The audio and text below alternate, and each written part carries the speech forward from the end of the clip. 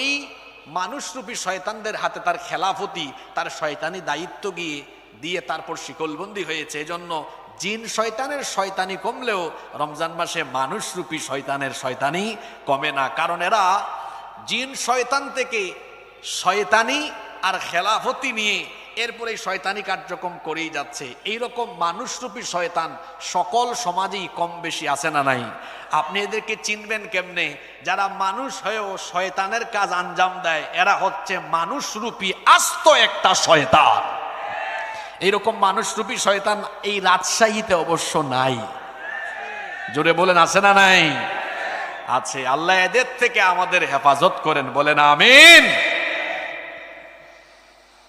এই মাসের সম্মান আল্লাহর কাছে এত বেশি, এই মাসের যখন আগমন হয় আল্লাহ তাআলা বান্দাদেরকে নেক কাজের প্রতিদান বহু গুণে তখন বাড়িয়ে দেন।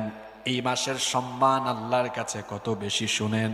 আল্লাহর নবী বলেছেন, মান তাকাররাবা ফীহি বিখাসলাতিন মিনাল খায়রি কানা কামান আদ্দা ফারিদাতান ফীমা সিওয়া। আল্লাহর নবী বলেছেন, এই রমজান মাসে কেউ যদি একটা নফল আদায় করে অন্য মাসের ফরজের সমান সওয়াব আল্লাহ আমলনামায় দান করে দেন।